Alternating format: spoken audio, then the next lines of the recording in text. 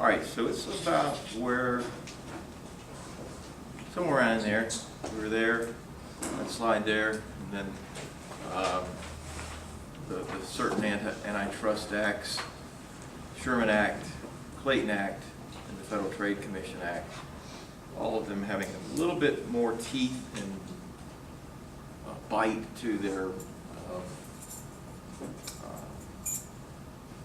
wording and language about how to enforce attempts to monopolize.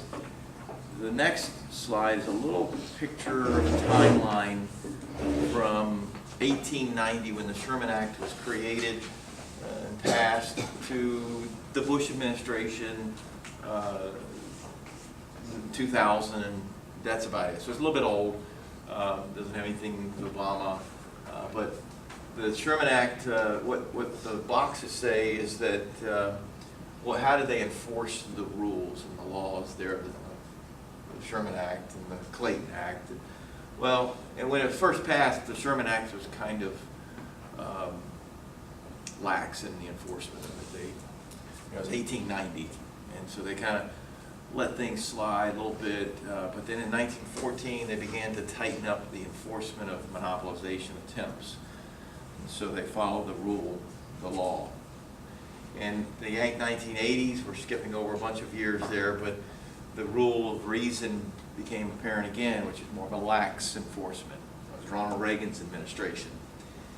During the Clinton administration, they tightened it up again, being more following the letter of the law. And then Bush administration relaxed it again. So you can kind of see the difference between Republicans and Democrats as the interpretation of the laws. I would think they're probably a little more of a tightening mode during the Obama administration. Procedures against potential monopolization attempts.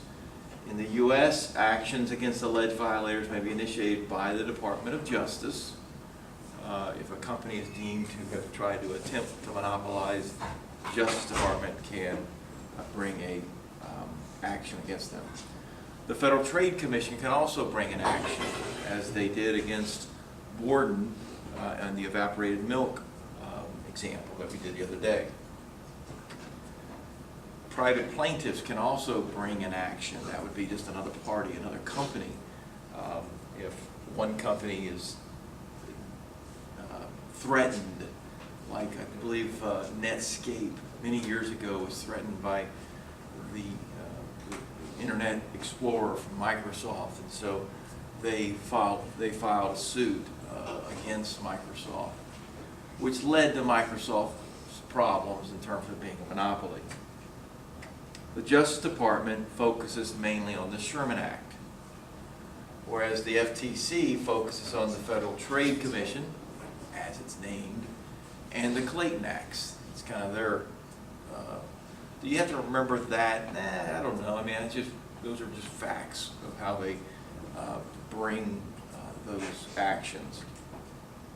Private plaintiffs can only sue on the basis of any of the acts, except for the FTC. They can't sue because of the FTC issue. FTC kind of has precedence and ownership over that act. Some remedies. What can they do? The Justice Department and the FTC have the power to impose substantial penalties on the parties, probably, serious financial penalties, force the firms to break up, which is what AT&T was forced to do back in 1982 when they were found to be guilty of monopolizing the long-distance market. They forced AT&T to break up into small, tiny Bell companies. Southwest Bell, Pacific Bell, all these different northern, I don't know what they were called. They were all kind of Bell companies that kind of merged across the country. So they forced them to break up. So they can do that. Or they can file criminal charges, or all three. They can do all three, really. To file the criminal charges against those that were involved in attempting to monopolize or price discriminate, if that would be the case. I don't know why it does this, but I've got to figure out So what is mergers? Where does mergers come in? Well, mergers come in because it's a trade-off between having an efficient market where the supply and demand curve kind of oversee the price and quantity equilibrium, or having market power like a monopoly, which would be inefficient.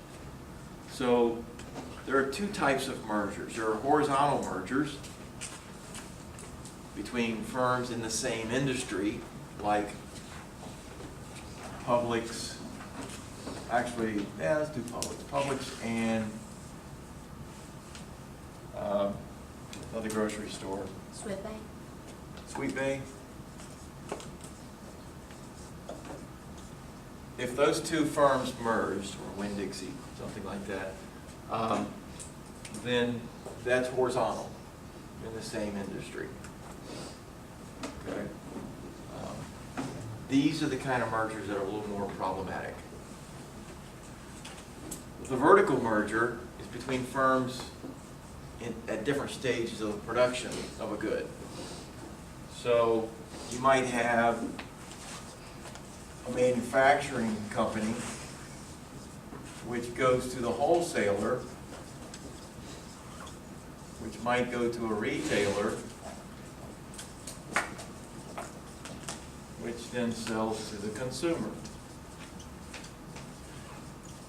This is what's called the traditional channel of distribution, and production, getting it from the manufacturer down to the consumer. And there might be different players in this channel, companies. There could be Publix here as the retailer selling grocery items, and up here, manufacturer might be Pepperidge Farm making bread. Okay, and there might be a distributor or wholesaler in between there, but you know, you got bread manufacturers, you got all kind of things. Companies that are making their goods and selling them to Publix. Well, what if Publix wanted to buy Pepperidge Farm, merge with them? That's a vertical merger. That's up and down the channel. This is actually called a backward vertical merger because the chain is going backwards. Of course, Pepperidge Farm could acquire Publix. There would be a forward merger, but not so much. That's not as critical whether it's backwards or forwards. It's just the fact that it's vertically up and down the channel. Whereas horizontal is across the same industry. Home Depot and Lowe's are in the same industry. If they merge, I said earlier, this is a little more problematic than it's horizontal. These aren't so much. Why would Publix want to buy Pepperidge Farm or vice versa? Yeah.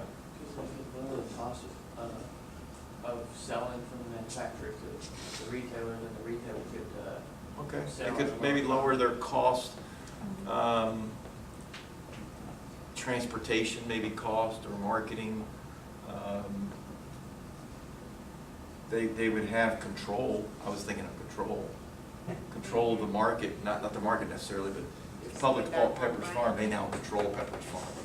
They can tell Pepperidge Farm, or they can now distribute Pepperidge Farm where they want. They may keep the name. They probably would keep the name because people are familiar with it. But now they know, they can say, okay, we will allow you to sell in Walmart, but not Sweet Bay. You know, they'll just control where that product now is going to go.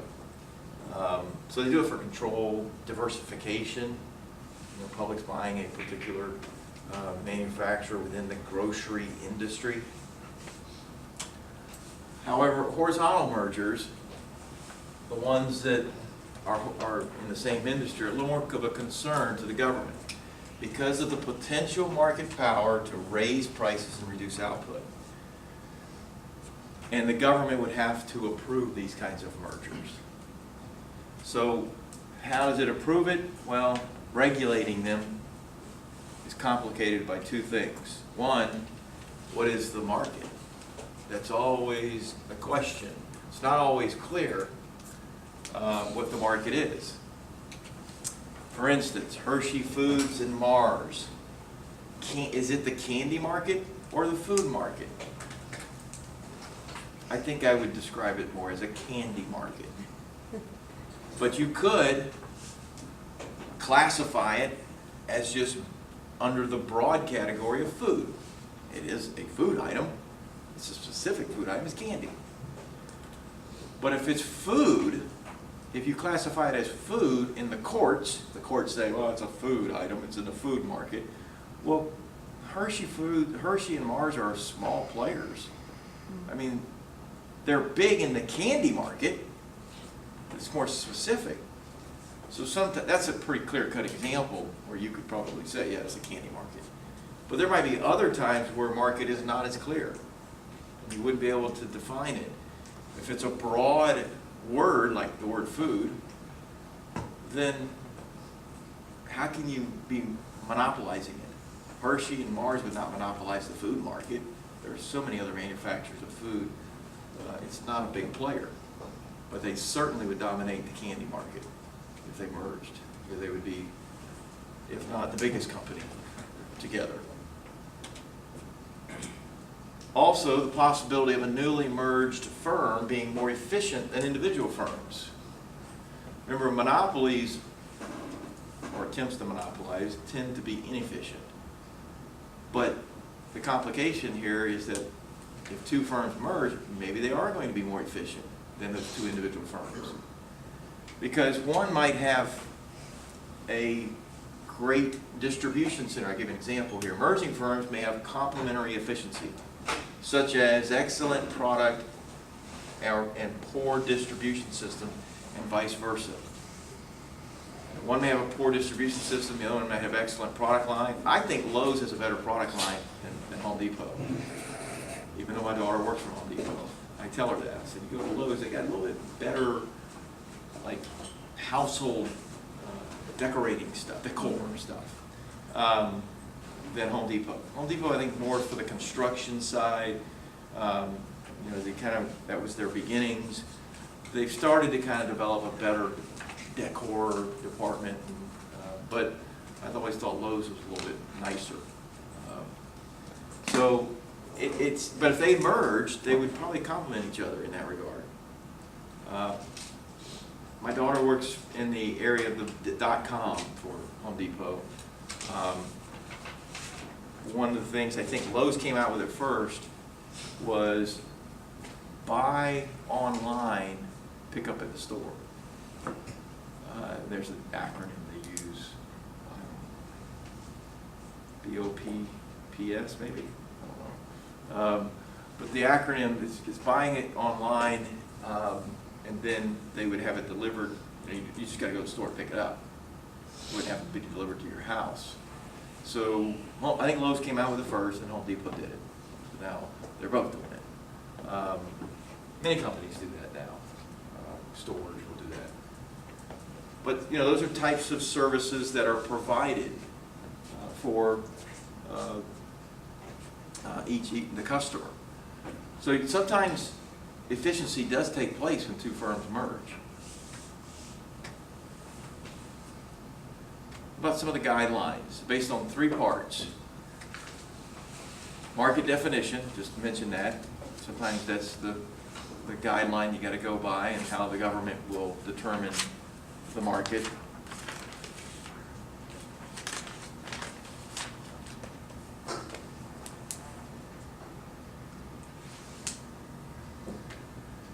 Are we falling asleep?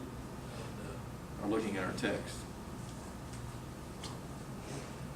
Me or him? You. I'll keep my eyes open, I'm sorry. Or are you looking at text? I'll keep my eyes open, I got Or are you. you looking at text? I was. Thank you.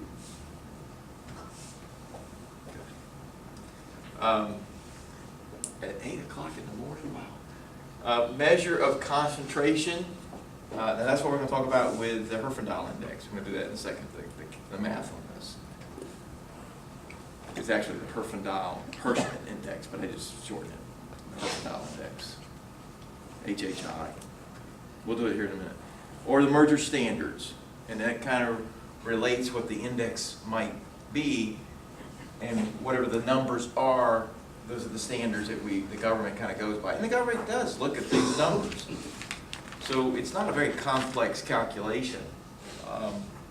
But the index came out with a way to try to put a baseline on when mergers take place.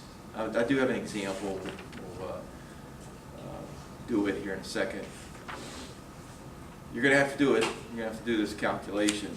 What it is, the HHI, the Herfindahl-Hirschman Index, is it adds together the squares of the market shares of each in the industry. I actually got that sentence from a book, so that makes a whole lot of sense when I read it every time. But it adds together the squares of the market shares. Now, what's market share?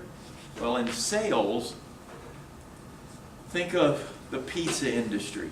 Pizza Hut probably is the #1 seller of pizza.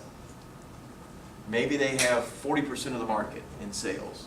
So we look at the sales percentage. We look at percentages. And maybe Domino's has 20% of the market in sales. What's another one? Little Caesars might have 15%. I don't know. And then Hungry Howie's, another one. Thinking of the fast food pizza places. Papa John? Papa John's, another one, yeah, I forgot about that one. But it's sales percentages. But what we do is we square that percentage. So in this example here, what if we had one firm in the industry, which would be a monopoly, and that one firm has 100% market share, meaning they have 100% of the market, 100% of sales. You square it. 100 to the second power, hopefully you can do that. Use a calculator, which is 10 grand. So that's the highest number you can get. That's the highest index. What if you had 2 firms, 10 was the next one. 2 firms in the industry, and each of them had 50% of the market in sales. So then you would square 50, 50 to the second power, plus you add together 50 to the second power, adding all that up is 5 grand. 5,000. Those are high indices. Those are extreme, highly concentrated examples. The next one, though, is when you have 10 firms, and each of those 10 firms has 10% of market shares or sales in the industry, each. So then you square 10% 10 times. I just kind of shortened the math on it there. 10 to the second power, 10 times, which would be 1,000. And 1,000 here is very low concentration. As you can maybe assume, you get 10 companies, all 10% of the market, no one dominates it. They're all just equally, has each share of the market. So this is low concentration. This is a much higher concentration. This is the highest. So what I'm going to do is do a little example here. That you're going to see one similar to this, a little table. And let me wipe here.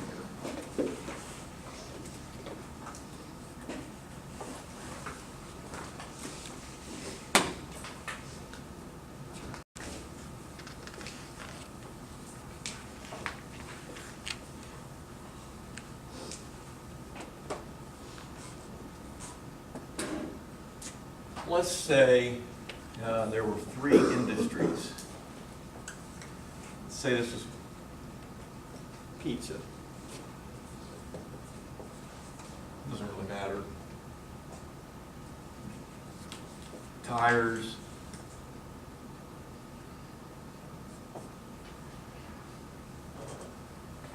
Athletic shoes. And in each of these, there were a certain number of companies, maybe 6. They won't all have 6, but the first one will. And here was the percentage of the market. Company number 1 had 40% of sales, Pizza Hut maybe. Company number 2 had 25%, maybe that was Papa John. Company 3 had 15%. 10%, 5%, and 5% for these, okay? That all adds up to 100%. Okay. Might be more than 6 firms in an industry. The next industry with tires, maybe, Goodyear or Firestone, or I don't know exactly. I've used different examples here before, but tires, maybe one company had 60% of the market. Other two, I'm gonna only have two other ones, 25% and 15%. So that equals 100% right there. No other firms in the industry. That's a very highly concentrated industry, I can tell you, just by looking at it. Then the last one, in athletic shoes, you might have 30% of the market, it might be Nike. 30% of the market for another company, it might be Reebok. 20% might be Adidas. 10% Under Armour maybe. 10% some other company, Puma. So there's their percentages for different shoes. Now, just by observation, I can tell you, Industry B is a very highly concentrated industry. It only has 3 firms. So the index is going to be real high. But let's calculate the index. So you have the calculation here, pre-merger. And then I'll give you an example with what might happen if there was a post-merger or after the merger. So let's just do the indices, the HHI right now. So you square each of them. Okay, you're going to square, square, square, square, square, square, and add them up. So what's 400 or 40? 1600. Is this 625? Anybody? I think it is. Correct me if I'm wrong. 25 times 25. This is 225. 100, 25, and 25. So you gotta know your multiplication if you have a calculator. But I think 25 is 625, right? Anybody? Adding this up, this is 2225, Yeah. 2450, 2550, 2600. I guess 2600, that's the index. As long as I didn't make a silly mistake. The next one, you got 3600, 625, and 225. Add those up. This is very high. It's 4,000 something. 4225, 4450, I believe, right? Real high concentration right now. And this one is 90 or 900, 900, 400, 100, and 100. So you add those up, 1800, 2200, 2400. So this is a lower concentration. Still over 1,000. And we'll tell you some of the guidelines here.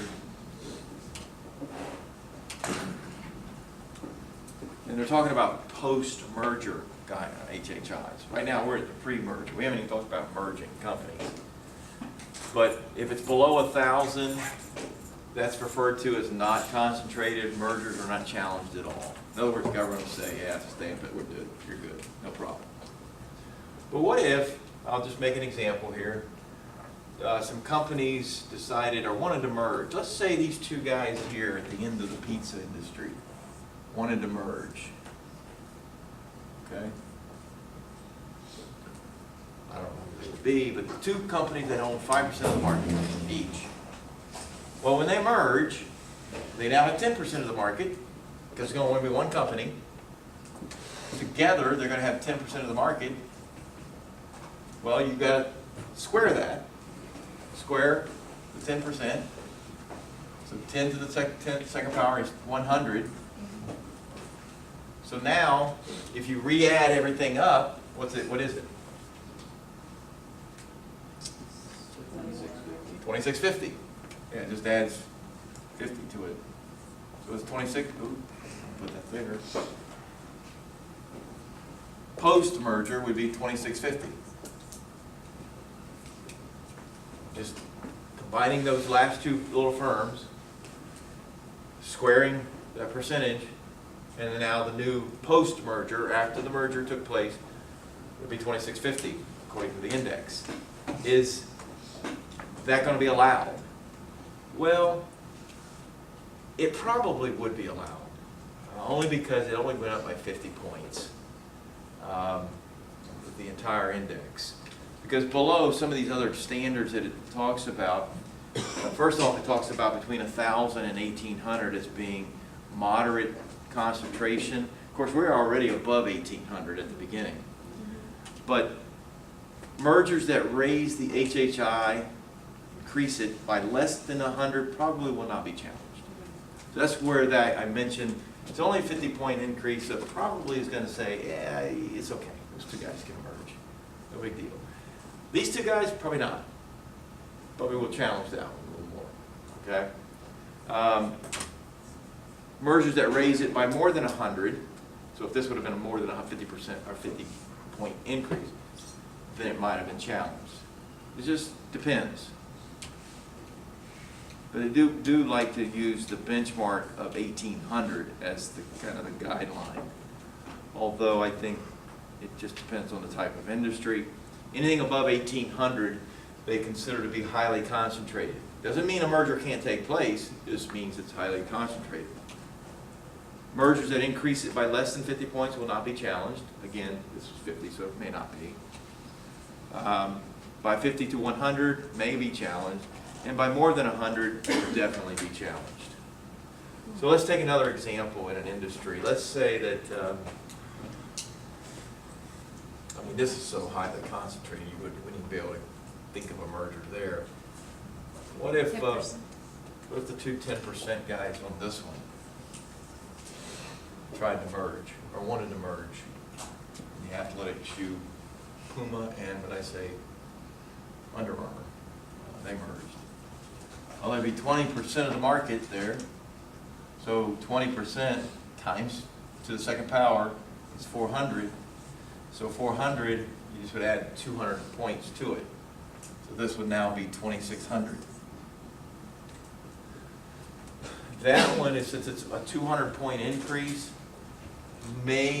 probably will be challenged because it's a more than 100-point increase itself. Again, the government looks at this index as a factor. It won't just decide whether the merger will be approved just based on this index. There's many other things. I talked about the definition of the market.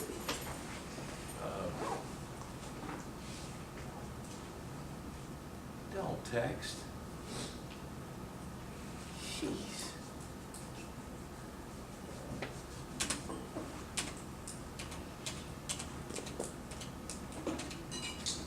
All right, so let's get off the index for a while. We'll move on here to what regulation means.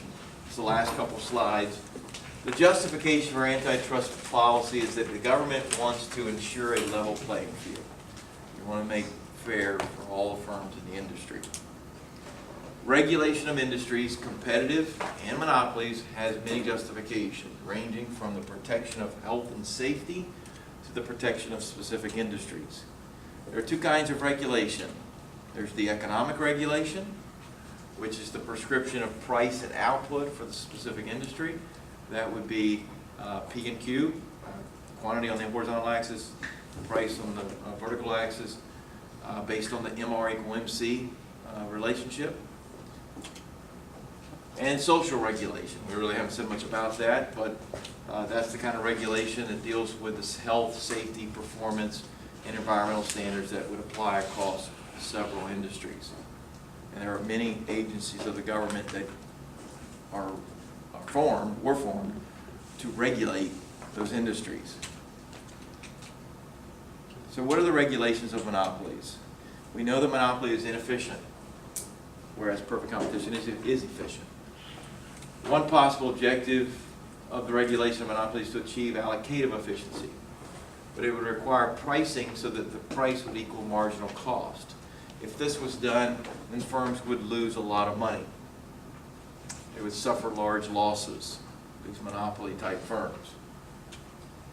So what the government has done, the regulatory commissions have done, is we'll come to a consensus of a fair rate of return, which would allow monopolists to charge a price to earn a normal profit. Now you'll see this better on the graph on the next slide. Set the price where the demand curve intersects the average total cost curve and the firm breaks even. So the graph, I think, is helpful. Let me look at the graph and we'll come back to those two bullets. So here's the graph. It's a familiar looking graph. It's the cat diagram. All right? Demand curve, marginal revenue curve, your marginal cost curve with a long tail here at the beginning. Average total cost curve, again with a long tail at the beginning. What it's saying, this was, where's MR equal MC? Right there. Okay? So from a economic perspective, they should charge monopoly price here. Well, they won't allow that because then they're making, the profits would be abnormal and customers would not be able to afford the prices and they wouldn't be able to sell as many at that price. So what the government has done, and if you sold it at PE, which is the more efficient price based on the supply and demand curve right here, then there's the demand curve there, the blue line, and this would be your so-called supply curve with marginal cost. Where they intersect, that's efficient, that's what the E stands for. And they would be losing money because they're not even covering their average total cost. So what the government allows them to do is say, okay, we're going to allow you to charge a price where the demand curve intersects the average total cost curve. So whatever your average total cost per unit are, which is right here, we're going to allow you to charge that price. That's called the regulated price. At that point, we're earning a normal profit. It might be zero economic profits, but it's called normal profits to an economist.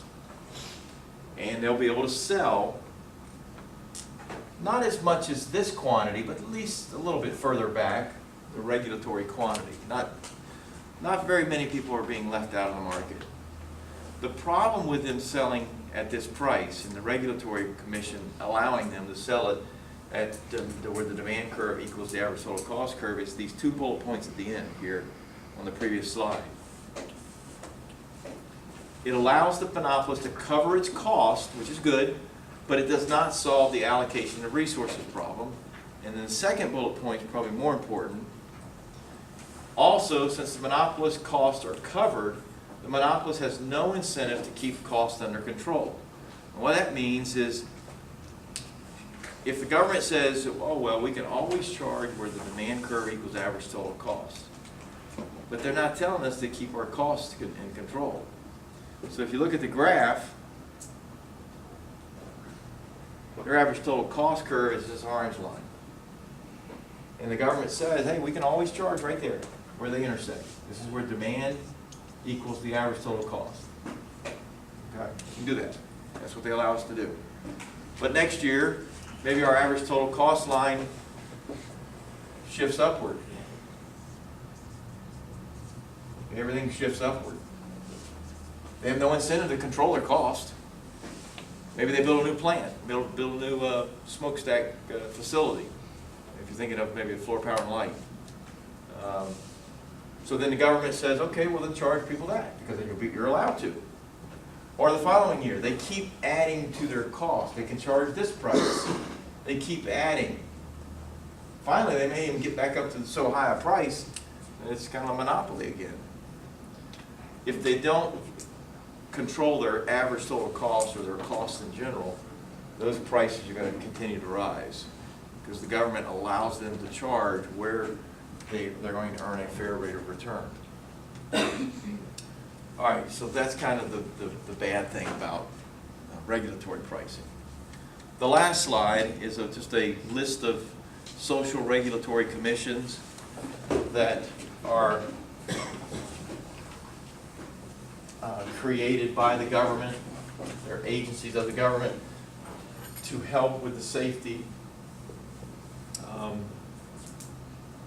guess, governance of certain industries, under the conditions with which goods and services are produced and the impact of those goods and so on and put up to public. Occupational Safety and Health Administration, OSHA. This is your workplace department that in every workplace area there should be a little chart, a little, you know what I mean, a little thingy posted so that you have injuries, illnesses that occur on the job. That's your protection, but it's got to be posted. Okay. The Consumer Protection Safety Commission is there to provide minimum standards for product safety. Oftentimes this is in the area of children's products, and but it's any product, but a lot of times you hear about recalls of certain things. You know, a child can break things a whole lot easier than a test machine. I don't know why. They could test the thing millions of times and it never break, but a kid will break it in the first 3 minutes. I don't know what that is. I don't know what they do. Remember the old Cabbage Patch doll, the eating one? You guys old enough to remember that one? Probably in the early 90s, maybe not. You're too young. The Cabbage Patch doll, they came out with one that was an eating one. The mouth moved, and you fed it. I know, I think you got our daughter one. You fed it these little stupid French fries, and it would eat it.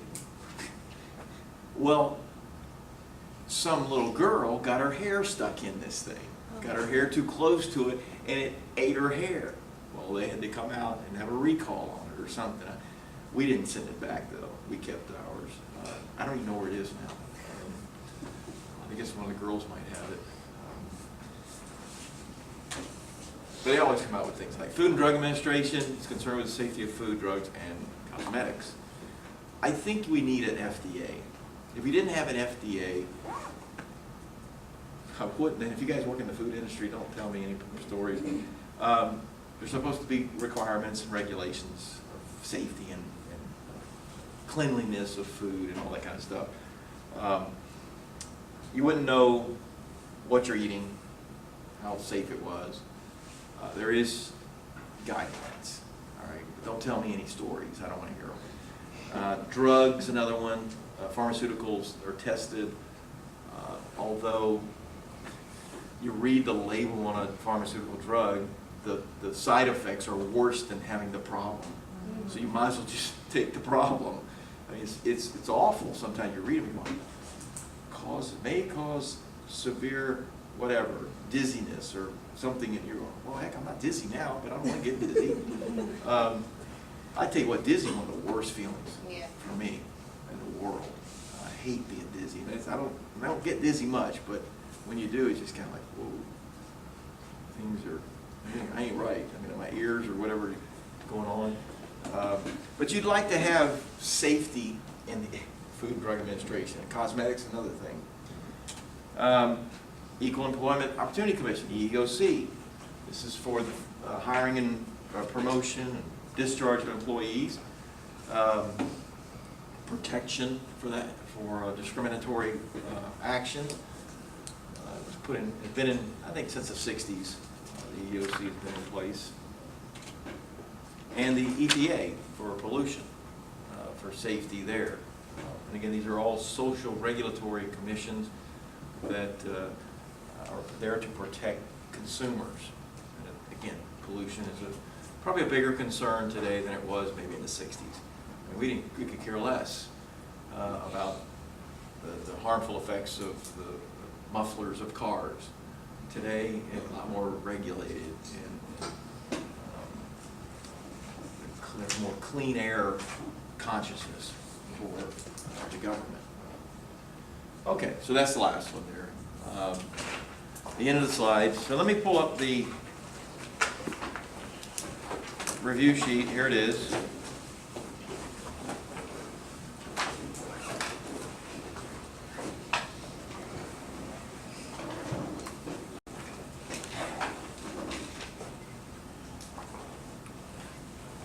What I put on Angel.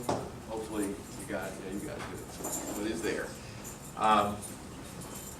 Monday's a test, 35 questions or so. You can see the list of things here from market structures, perfect competition, and profit maximization. What does MR equal MC represent? That's the key intersection for where profits are maximized. Some of these are fairly straightforward, like definitions of stuff, or characteristics of market structures, characteristics of perfect competition. I would look there at the first few slides of that material. Perfect competitor is a price taker. I have a table. What is a profit or loss? The table will have quantity, fixed cost, average total cost, and or marginal cost. It'll also have revenues. And it'll probably be a partial table. I got more than one table. I think there's a couple of them. When does a firm in perfect competition shut down? When it's below the average variable, minimum average variable cost. Below, it's got to be below it, not touching it, not just barely tangent it. Then we went into the monopoly material, which was, I believe, chapters 9 and 15. 9 was about solely monopoly and the characteristics. Some of the graphing of that, the cat diagram, defining what a monopoly is. Be familiar with the difference between monopolies and perfect competition. That was a little chart, not table, slide on 2 columns, contrasting the difference. What is profit maximization, output, and price for monopolists? From a table. And identify the barriers to entry for monopolies. When does the monopoly earn economic profits? When price is greater than average total cost. That's when they earn it. P is greater than ATC. And again, MR equal MC, that rule. It pertains to monopolies just like perfect competitors, and it's when profits are maximized, price and quantity. What is the price discrimination? Charging the same, different prices to different customers for the same product. An example of it would be airlines, movie theaters. Successful price discrimination characteristics with example. I don't remember that question, but it was written in there that way, so I must have something. Maybe I was discriminating. I think there is one about charging different prices for a movie theater ticket or senior citizen discount, something like that. Antitrust regulation and mergers, we just kind of finished that up. What is the policy there? That's the definition at the very beginning of it the other day. How does the Justice Department and or FTC remedy an antitrust violation? They can force the firms to break up, impose substantial penalties, or file criminal charges. What is horizontal and vertical mergers? We just had that. Horizontal is across, vertical is up and down. Horizontal is the one they're more concerned about. And the Herfindahl index from a table of data with different market shares, just like this one. Like this one. Not the same numbers, but similar. What are the merger guidelines? So if you go, if the question, I think there's a question with 2, or a table with 2 questions, and if it's less than a 50-point increase, you definitely would say it's okay. They're not going to bother. Okay. But you got to be able to calculate the number first, pre and post, so that you can see what the difference of the increase was. Bring a calculator. Yeah, use calculator. But again, it's your 3rd test. Hopefully you're kind of used to the way I'm going to test you with looking at the review sheets. Be prepared for Monday, 35 questions. I'll see you then.